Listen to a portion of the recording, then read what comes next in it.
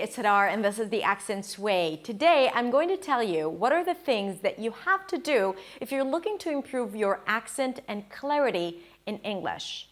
Now, a lot of people think that improving your accent is dealing with luxury problems and that you have to start working on your accent and pronunciation when your English is good enough.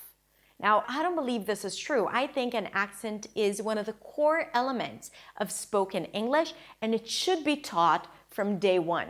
An accent is, as one of my smart students defined once, the performance of English. Is basically how you take everything you know about English and your knowledge of grammar and vocabulary and the intuition that you've developed along the years, and you turn it into spoken English, how you execute everything. And it's important to work on your accent because this is actually how you hear yourself and how you perceive yourself as a speaker of English. So the first thing you need to work on is your perception or your listening skill. You need to start identifying the differences between the sounds that exist in your native tongue and the sounds of English. And also, you need to start hearing the difference between the different sounds in English, even if the differences are very, very subtle. Because if you can't hear it, you can't make it. So first, you have to recognize it. Our brain filters out so much information, and a lot of the information that it filters out is not necessary because it doesn't exist in your native tongue. But it's essential in English because sometimes that's the difference between one word and another. So let's put it to test. Can you hear the difference between thanks and tanks? Thanks, tanks. Thanks, th, tanks, t. What about reach and rich? Reach, rich.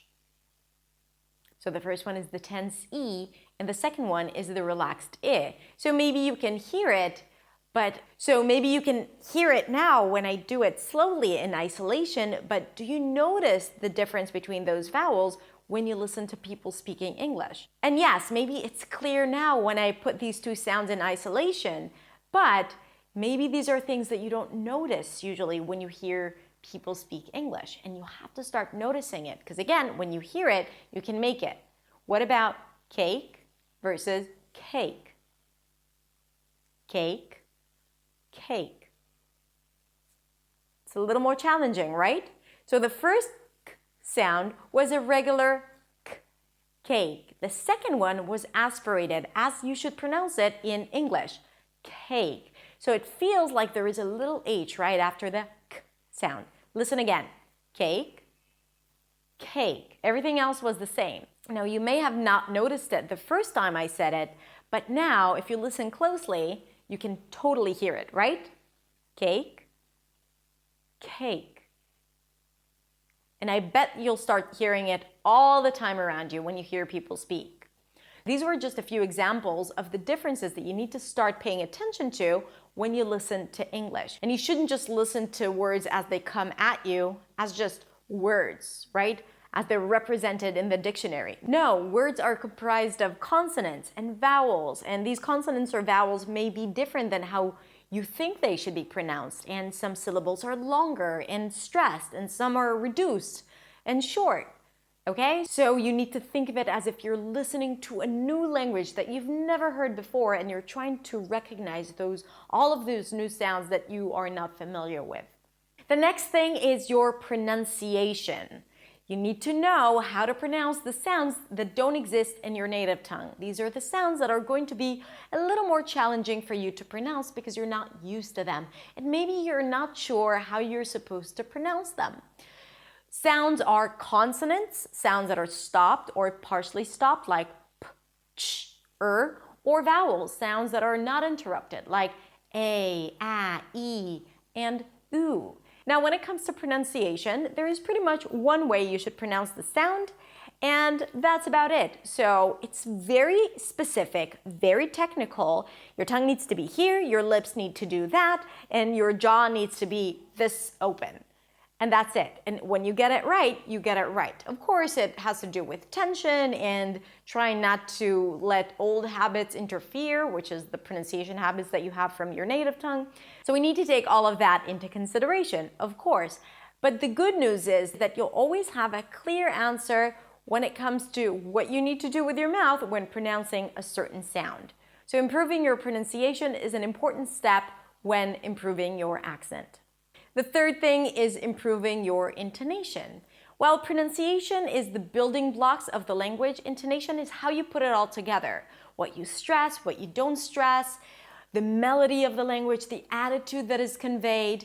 Now, when we speak English as a second language, we usually use the intonational patterns from our native tongue. That means that either the language can be reduced to a very monotone melody, or it can be very pitchy, going up and down, because this is how it is in your native tongue if you speak a tonal language, for example. So again, we need to be aware of that. We need to be aware of the differences between how you play the music in your language and how you play the music in English. Because your message can be compromised if you're stressing too many words, or if you're stressing the wrong words, because that's how you do it in your native tongue. Intonation is also the rhythm of the language, the internal feel, the long versus short, the times where you go fast and when you slow down. So all of these things are really important when you're speaking and help you to convey a strong message. Now, if you're looking to improve your intonation even more, I will put the links to the videos where I teach intonation right below in the description. The next thing is effective practice. It's one thing to learn it and to understand it and to be able to pronounce it clearly or to get the right melody. It's another thing to make it your own, to turn it into a habit, to overcome the old pronunciation habits or old intonational habits and actually start using it in real life without thinking about it. Because when you're practicing, you want to develop muscle memory. And one more thing, when you practice, you train the muscles. Your muscles need to be in good shape. Just like when you work out or when you play an instrument, you gotta practice every single day to get the right muscle tone, to be able to round your lips really tight for the oo sound or for the R, and to be able to shift from the S to the TH, this tricky transition really quickly. So your tongue needs to be fast and quick and in control. The only way to do it is with effective practice, drilling the words in a certain way and then applying it in words, phrases, and sentences. Now look, this is not hard work. It's not something that you have to do every day for 5 hours a day. No, you can invest only 15 or 20 minutes a day, but it has to be effective and you have to see results. So if you've been practicing for a while and you're still not happy with the result, then maybe your practice was not effective enough. Maybe you were practicing wrong. Maybe you were repeating the same mistakes and ultimately just wasting time.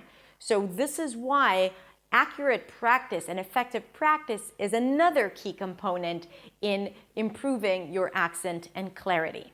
The last thing you want to take into consideration when improving your accent is whatever you're practicing is not going to show up immediately in conversation, okay? And that's totally natural. The idea is that you develop the muscle memory until your tongue remembers the right placements, and you start working on the intonation until your body feels it and you start using it without thinking about it, right? So there is a lot of room for intuition and there's a lot of room for just the work to show up as you speak. But that takes time. But what you could do in order to integrate everything that you're learning into your day-to-day speech is to start having those conscious conversations that are not too demanding. So it shouldn't be a job interview or an important meeting, but a conversation where you can start thinking or being very aware of the sounds that you're currently practicing. So for example, if you're practicing your sheep-ship vowel pair, okay, and you're trying to make that distinction and you've been drilling the sounds and you've been reading a lot of sentences and analyzing texts and doing all of the work, so you might want to start using it more consciously when you speak. Now, ultimately, if you do the work and if you practice, it will show up. It will. Believe me, I've done it. I did the work, I practiced, and now I don't think about the sounds when I speak, okay? So I'm telling you from my own experience. But if you want to expedite the process, then start using these sounds consciously when you speak. And that way, first, you create a lot of awareness, and second, you really start using it on a day-to-day basis. And when you hear yourself using it and you become confident about it, then it gives you also the confidence to keep on doing it and to improve. And that's what we're looking for. Progress, not perfection. So these were the 5 things that you need to start doing in order to improve your clarity and your accent. And if you haven't started thinking about it, about improving your accent, maybe you should, because you will be surprised that it opens doors. It opens your English door. It opens the channel of free communication and fluency. Now, if you like this video, I have more to share with you. I have a brand new masterclass coming up in just a few days that I think you won't want to miss. The name of this masterclass is The 5 Secrets to Speaking English Like a Natural. And I'm going to take everything that I talked about here and dive even deeper. And we're even going to have time for a live Q&A at the end. So if you want to join me, and I really hope you do, go to my website, theaccentsway.com/webinar and register. So again, it's theaccentsway, don't forget the s.com/webinar. Thank you so much for watching, and I will see you next week in the next video. Bye.